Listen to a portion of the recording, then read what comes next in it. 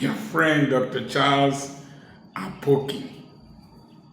We've not been able to come live on YouTube for some time because of network challenges here. And I'm happy that I'm able to reach you one way or the other. Recently, there was a case. A very generous man of God in Nigeria gave scholarship to two boys who were dancing in front of an eatery instead of doing their security work. And he gave them scholarship within a short span of time to Cyprus. You know, Cyprus is divided into two. There is the Greek Cyprus and there is the Turkish Cyprus. That is, the northern part was invaded by Turkey, and the southern part remains that of Greece, and there is a demilitarized zone. So Turkey controls the northern part. Greece is affiliated or controls the southern part. And he sent them to universities there. I don't know if it's the same university. Sometime this year or last year, this same man of God, who has helped several people build free schools and all that, for one of his schools, I don't know why he closed it down somewhere in Rivers State because of the hostility of the natives. And then these two boys, sometime he announced that because of the decrease in the value of the naira vis-a-vis the dollar, that he was going to suspend his scholarship scheme. And these two boys that he sent to Greece, to Cyprus, were affected, and their school fees were not paid for about 6 months. And the boys called him and he said he was broke. After some time, the chats between the boy and some of their friends were released on social media. And one very striking one was that you cannot be flying private jets with my star. And then there were also videos of the boys online with champagne and designer clothes.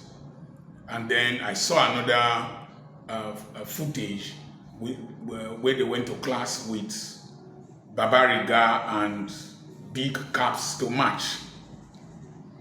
And recently there were posts online that the man cursed them for making such derogatory comments about him, and people started making different comments on raining insulting words on the man, that why did he break his promise, and that shouldn't curse those children, and that no man can curse another person. And then I think the man has come out and reconciled and said that he would restore the scholarship or whatever. Some people have offered to introduce these young boys to the president of Cyprus. Another has said that he would give the boys 4 million if they can show their results. Let me quickly talk about sympathy. In the Nigerian constitution, if somebody is drowning and you are there and you don't rescue the person, you have not committed any offense. If it is not within your responsibility as a lifeguard or whatever to rescue the person, you are not the person that pushed him into the stream or whatever, you have not committed any offense. Morally, you might look wicked, but legally, you have not committed any offense. It will surprise Nigerians to know that adultery is not an offense, not a criminal offense in southern Nigeria. So somebody slept with your wife, you catch the person and you start beating the man or beating the woman. It is you that has committed an offense. So you must know the law. Moral obligation is different from legal obligation. So before you take on responsibilities out of sympathy, number one, am I supposed to be doing this? You must ask yourself, am I supposed to be doing this? Number 2, sustainability. Is this help sustainable? Is it sustainable? A young man, a boat, there was a boat mishap, and he was rescuing people. Rescued 13 people, I think. The 14th person he went to rescue, I think he got exhausted or had cramp or whatever, and he drowned. They've made him a national hero, granted. They've given some reward to his children or whatever. But 99% of the chances, those people he went to rescue will not one day go and ask his family how they are faring. You will tell me that his reward is in heaven. I agree with you. But the truth of the matter, is it sustainable? Must you go the 14th time? Do you have the capacity? Before you offer help to somebody, ask yourself, is this sustainable? You bring a married man, his wife, and his children into your 3-bedroom flat, and you have your own children there because the landlord threw his things outside. How long are you going to sustain that? How long? Will your wife and this woman not quarrel? Will this woman not eventually cause problems for your wife and your children? Will the children not fight? Sustainability. You must ask yourself, is it sustainable? How much philanthropy can you sustain? Don't just do things because you feel excited about it. It's like preaching. You can preach yourself to death. You can wear yourself out because the body is a slave to the spirit. You can just be going on, going. I've nearly collapsed before in an Assemblies of God church in Lagos. I was not feeling well. I still went to preach and I was feeling dizzy. I had to hold the pulpit rail. There was a time I went to preach somewhere some years back. I was feeling dizzy. I had to sit down. The hotel was not good. When you insist on good accommodation, they think that you are being proud. The hotel was not good, and I had traveled throughout the night to reach there. And at a point, I had to sit down, and I told them, and Jesus sat down and taught them, saying, I was getting exhausted. I would have fainted. If I had died, those people, nobody, they would just scan through my phone, look for my wife's number, and call her that I collapsed. And then people will say, gone too soon, oh, he made the great man of God, all this. No. Is it sustainable? Some people invited me to go and come and speak somewhere in the East. It was very unsafe at that time. I did not go. Is it secure? Security. There was the case of a family traveling at night and they saw a pregnant woman with some people by the roadside. They stopped to help the pregnant woman, not knowing that they were kidnappers.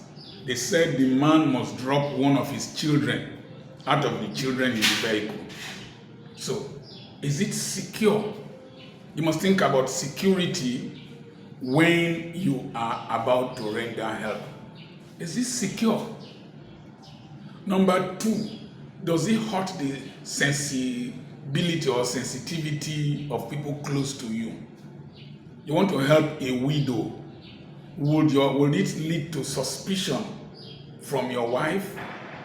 I've heard the case of a pastor's wife getting angry because the husband was helping a widow and the widow said, Daddy loves me.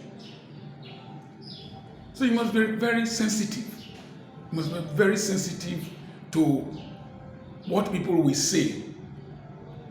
So sustainability, security, does it make sense? Sensitivity to people's whatever. And then you ask yourself, am I secure doing this thing? So let me quickly say something about sympathy. You see those young boys who were dancing in the front of the restaurant? They are restless people. They are easily excited. They are not calm. Before giving them that scholarship to Cyprus, you should have discipled them. They were not members of your church.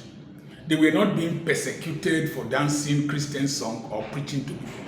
They were just enjoying themselves and dancing to one kind of music or the other. Those children, they were not born again. They were not grounded on the word of God. They were not spiritually filled. You just took them and gave them scholarship. Was this scholarship to Cyprus that was the most important thing to give to them? You should have nurtured them. The Bible says, lay hands suddenly on no one. They should have been nurtured. They should have been groomed. They should have been prepared before sending them outside this country. Now, one of the things about life is that people hardly change. One of the things about life is that if you promote people suddenly, they will fall back to where they come from. If you give people privileges that they have not worked for, that they have not earned, when favor does not become a reaction to productivity and is just a reaction for sensationalism, you will fall into mistakes. There are Nigerians who found their ways to Cyprus. Let me use the tribe I know very well, Igbo boys. They can go to Cyprus and train themselves there. People say that there are no jobs. Who told you? The unemployment rate in northern Cyprus is far, far below that of many countries. And Nigerians are able to eke out a living, create an economy. But because you presented everything to them in a platter of gold, abuse is inevitable. And that inherent nature of the boogie is electric. The jaye spirit that was making them to dance in the gate of that eatery has not left them. That delinquency has not left them. They should have calmed them down first, sent them to maybe a polytechnic in Nigeria. When they learn or their grammar, if you listen to them, you know they are not intellectually very competent. So you should have tried them with little first, when they prove themselves, before you promote them. This is the problem we have. There are universities I've gone to lecture. These Niger Delta militants, a lot of them were given scholarship to these universities. They don't attend classes. I had the vice chancellor of one of the universities saying that they don't attend classes and that they are going to write a negative report about them. So don't just out of sympathy or whatever, just throw pearls at swines. They will trample on them and attack you.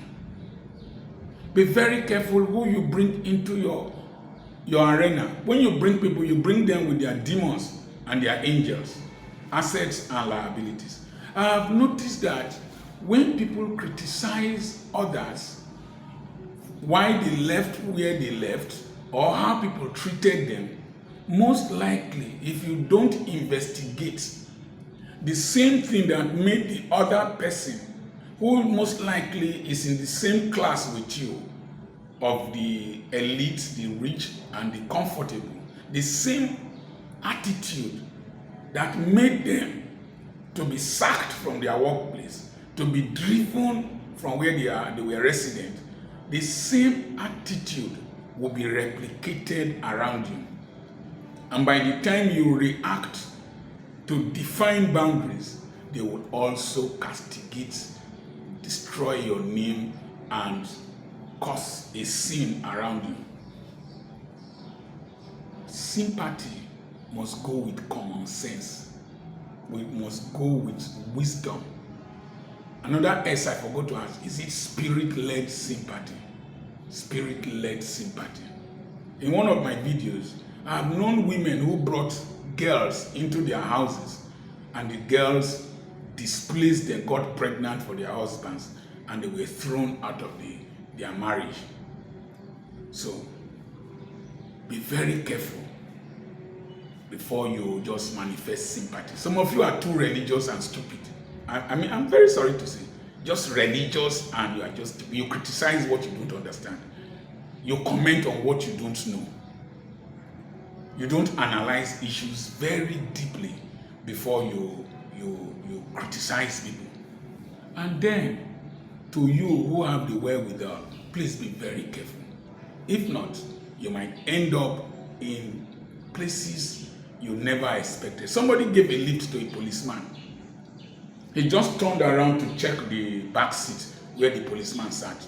He saw bullets there. He saw bullets, collected them, and threw them out of the window. By the time he got to the next roadblock, the police stopped him, searched the vehicle thoroughly. They didn't see anything. Surprisingly, he saw the policeman he dropped come to that roadblock to tell them to search the vehicle very well. Somebody gave a lift to some young boys between Warri and Benin. The boys were armed robbers. The man was an engineer in Port Harcourt going to Benin. He was charged for robbery. The boys said he was one of them. But later, one of the boys, his conscience pricked him and said that an innocent man cannot die in his hands, and confessed that that man was not an armed robber, that he gave them a lift. You are in an airport traveling. You will see a woman with baby struggling with her luggages. Will tell my daughter, help me carry this thing. Don't carry. Don't help any woman, any person in the airport to carry any luggage, to even carry that baby. That baby might have drugs in his diapers or her diapers. And that woman can deny that baby. Some of those babies, if it is between Colombia and the United States, some of those babies you think are sleeping, they are dead, kidnapped babies. Their interior intestines and liver and everything have been removed, and drugs have been stuffed inside and stitched and worn clothes. So you carry that baby thinking that the baby is sleeping. It's a dead baby you are carrying. Freshly dead baby with drugs. So be very careful. Don't be sympathetic in some circumstances. Be sensitive and secure yourself first. Secure yourself first. You help people with money they will not pay. Some of the people I introduced to the cooperative I belong to, they took loans they didn't pay, ran away. I came in because of Dr. Apoki. They messed up my name. So be very careful. Give out only monies you can afford to lose. Because in the process of trying to recover some of these monies, you will be called names. You will be said to be very, very wicked. Always ask your mind, your spirit man, should I do this? If your spirit man says no, and it is not legally binding for you to do. Oh, I've brought relatives to this house, several of them. Over the years, some stole money that were meant to pay. I was sent money that were sent to me to pay pastors, to give to rural pastors. Some stole. Some connived with my nurses, and all of them left the hospital. Some spread evil report about me. Some came here, carried my things, and called me a madman because I insisted on things being done properly. Be very careful. Extremely careful. If not, through sympathy, you might end up being sleepers for some people that they will use to mess the ground. I remain your friend, Dr. Charles Apoki. This might be offensive to you. Argue with yourself. God bless you.